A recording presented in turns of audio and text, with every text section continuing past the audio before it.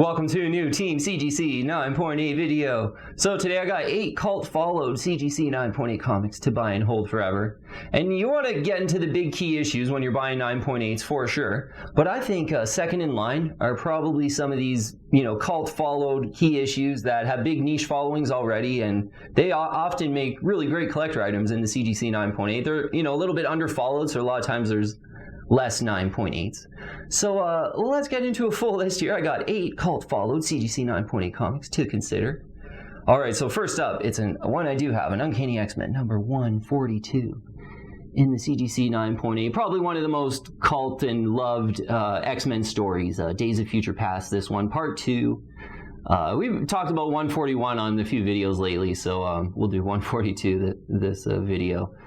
Maybe even a better collector item than 141, this one. Arguably a better cover too. I like probably more memorable about this, green Sentinels cover. Really remembered it when I was a kid, so one I wanted to have in the 9.8. So Uncanny X-Men 142. I think its cult status is certified by Days of Future Past being a really beloved story. Oh yeah, this is from the John Byrne, Terry Austin era of X-Men that ended the next issue, I believe, 143. So this is near the end. So they're just collected for that reason, and one of the more popular eras of X-Men for sure. In the 9.8 though, there's 536 CGC 9.8s in the blue label. So I'm pretty sure that's a few hundred less than 141. And maybe it's a little bit less popular, but they look really similar on the census. 13.3% of all graded copies are CGC 9.8s. That's super favorable and great for kind of an investment grade ratio, but not super rare. That's going to make the prices really high. I saw a few sell right around $495. I think one was like $475. Right around that $500 range, and given that an Uncanny X-Men 141 in the 9.8 in an auction, we'd been seeing that one kicking around $1,000. So they look really similar on the census. That one's the first Rachel. This one's kind of death of alternate future X-Men. So maybe 141 is the bigger key, and it deserves to be a little more expensive, but double, probably not. So, I think Uncanny X-Men, a big cult following, 142 is one to think about if you're an X-Men fan. And maybe it's not being as speculated on as much as like some other big first appearances where they think some of the characters are going to be coming in the MCU. So it's probably just a good cold one to go after. Around that $495 price I saw a few sell for, I think is looking pretty good for an Uncanny X-Men 142 in the 9.8. All right, next one I do have, it's a Batman 423.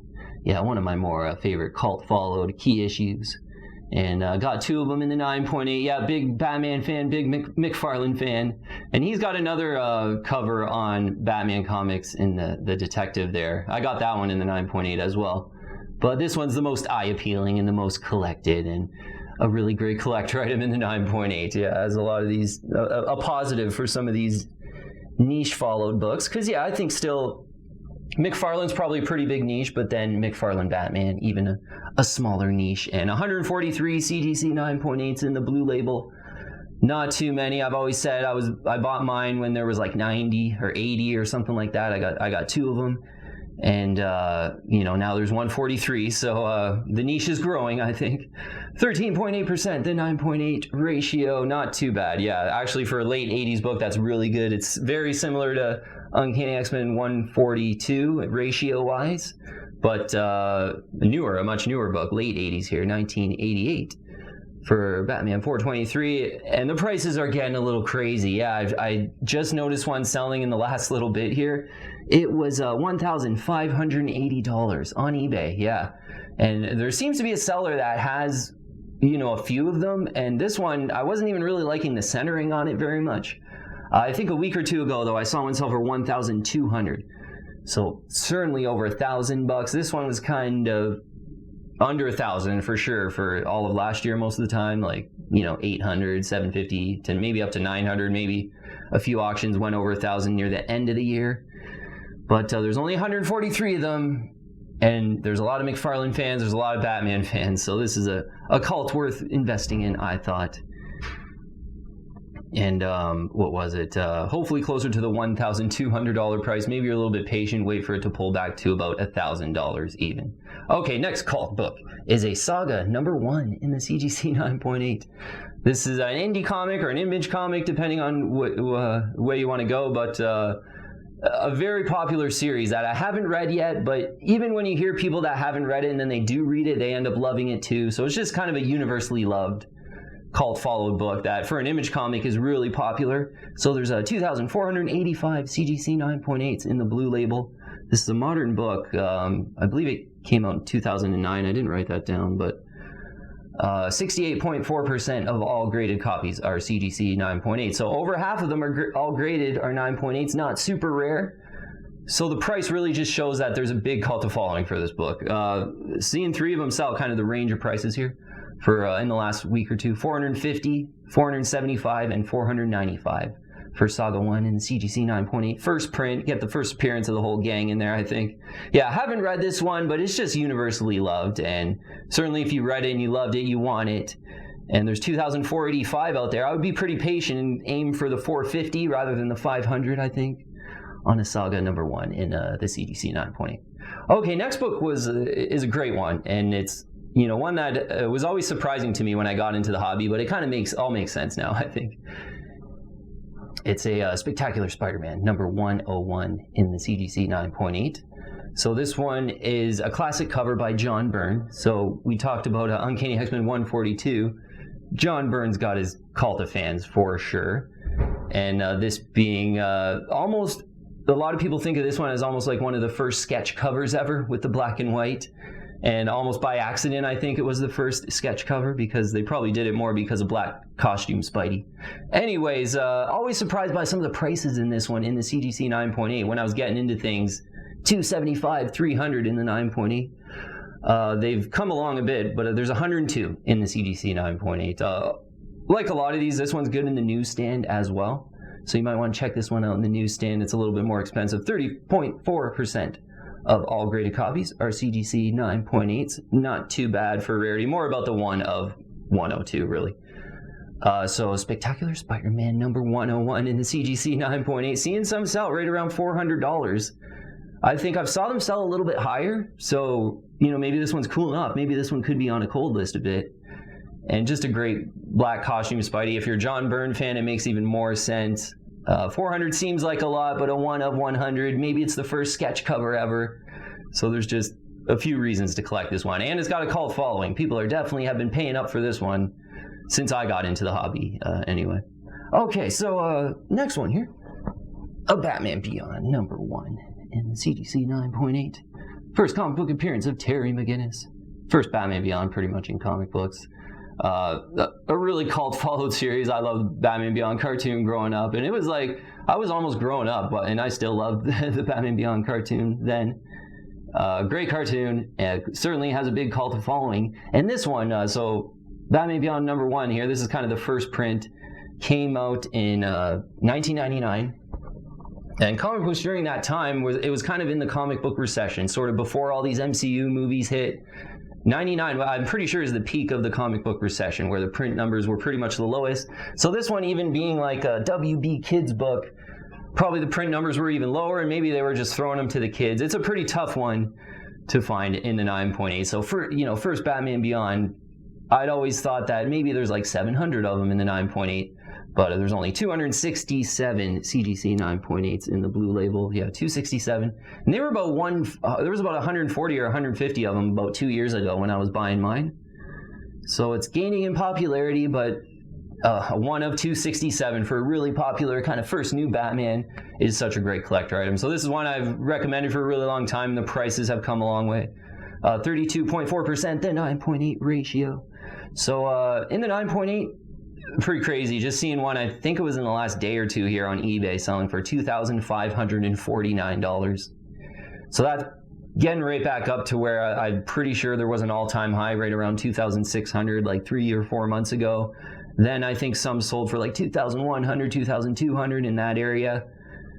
Now one going for $2,549. They're expensive. Maybe consider this one in the raw or lower grades for sure. It's just still a cult followed one, but a big key issue. But yeah, still one to think about if you haven't already.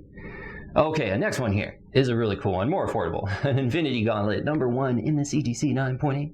So George Perez is a really popular artist. He's got his fans, and he kind of nailed it on this cover. And then you bring in like everyone seeing all these MCU movies, which were kind of somewhat based off of this series. I think this one makes this one super collectible, and there's a couple cults coming together there, I think. But I love George Perez too, and this is an affordable one to think about. Early 90s book, there's a 1,664 CGC 9.8, so the printing was kind of at its peak in the early 90s pretty much. 1,664. This one's one to think about in the newsstand. The prices are much different, I think, in the newsstand. I've noticed a few newsstands going for really expensive. 31.3% the CGC 9.8 ratio, so not too bad there. Seeing a few direct copies still selling for about $225. And when I saw, I'm pretty sure it was a newsstand go for, 500-ish area, 500 to 600 area, I think it was. So I was maybe expecting to see this one even sell for a little bit higher. But $225, I think, this one hasn't really run up with the market in the last year and a half maybe, but still a classic George Perez book. And $225, I think, is worth it. One to consider that has those niche followings. George Perez and the Infinity Gauntlet with the MCU movies, I think, will keep that one well collected and popular over time. Okay, next one here. Yeah, we got 2 more. All right, this one I do have. Yeah, I showed off those. All right, it's a Spawn number 1, CGC 9.8. I got the newsstand edition that I would recommend too if you're kind of serious about getting an investment grade Spawn book in the CGC 9.8. The newsstand edition in Spawn, they didn't have the newsstand architecture, or what's the logistics, I guess, of the shipping network that Marvel had. So there was hardly no newsstands of Image comics. A lot of people say it's like 1 or 2% of all the prints were newsstand edition. So Spawn number 1, newsstand, you get the classic cover, super nostalgic, with the more rare newsstand edition. So yeah, Spawn is, you get the McFarlane cult, and Spawn is kind of a cult in itself, not a Marvel or a DC brand, I think.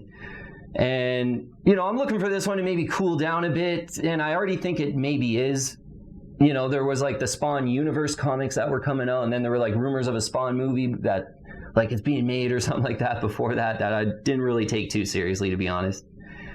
And this one heated up, but we'll get into the prices. There's 6,692 CGC 9.8s of Spawn. And that's the newsstand and the directs all lumped into one. So most of those are going to be directs.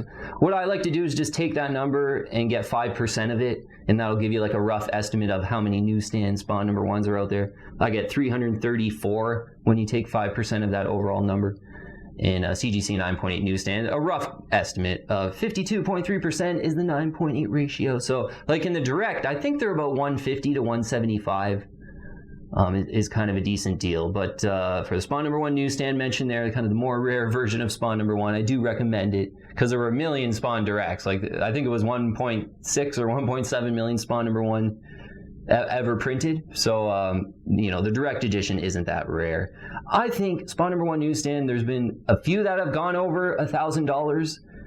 They seem to coincide with like when McFarlane gets a little excited and talks about the movie or something like that. That's been happening for about 5 years though. So I would aim around like 900 to 1,000. There's been some that have gone over 1,000 certainly, and I think the way the market is now, this one might be tough to get right now under 1,000, but I still think it's probably one you could get under 1,000 in the CGC 9.8 US dollars. All the prices we'll talk, but yeah, hopefully, there's no McFarlane news and the Spawn universe books come out maybe, and you wait 3 to 6 months. So maybe later this year, a Spawn 1 newsstand for, 900 or 800 is kind of sounding good to me, because I got one.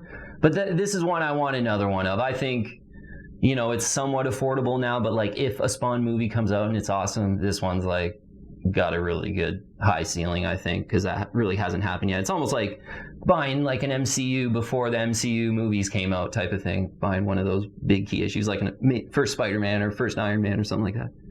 Okay, we'll move on here though. A modern book here that I think has a pretty big, strong, healthy cult. It's Adam, Legend of the Blue Marvel, number 1 in the CGC 9.8. This one, I'm sort of, it's growing on me for sure, because it is a great collector item in the 9.8. There is a cult following for this book. I haven't read it, but I know people that have, and they really like it.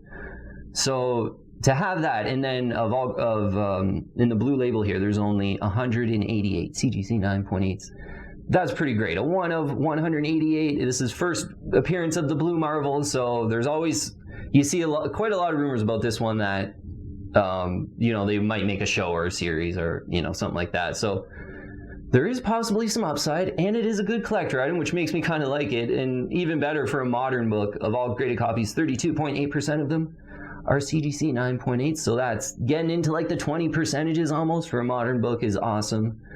And a 1 of 188. I can see why people are paying a lot for this because it is expensive. My thought here, some of the prices, like one went for $1,795. Yeah, US dollars. Like that seemed pretty expensive for a modern book, I think. 1,424 I saw another one go for. So, $1,795, I think that's a little bit too much. I think the only way that's going to probably be a big deal with a good deal with a long-term time horizon is if Blue Marvel gets in a movie or something like that, which is probably still a long shot. Like, yeah, there's rumors and maybe there is some confirmed because I don't actually follow these pop culture things very much. But people are hella speculating on Legend of the Blue Marvel #1. $1,795 I think is too much. 1,300, 1,400 might make sense if you really want this one. But a cult follow book, a cool one in the 9.8, definitely worth considering. And if you like, this is the one to get if you like Blue Marvel. And yeah, maybe he does come out in the show. You might know something that I don't, which is great. And this one rockets over 2,000 because it's got that potential with the 1 of 188. But if that doesn't happen, I think this might be a peak around these price levels because it's really expensive for a modern. All right, that was 8 of them there. Yeah, cult follow CGC 9.8 comics to buy and hold forever. And yeah, just, that reminder, you always want to buy those big key issues. I think you almost can't go wrong. You don't want to overthink things when you're comic book investing. I say that quite often, but maybe next in line after you get some great big key issues are some cult followed books. And yeah, again, like Batman Beyond #1 certainly and Batman 423 have done really well value wise as an investment for me, so they work that way as well. All right, we'll leave it at that, team. Yeah, thanks so much for all the support as always.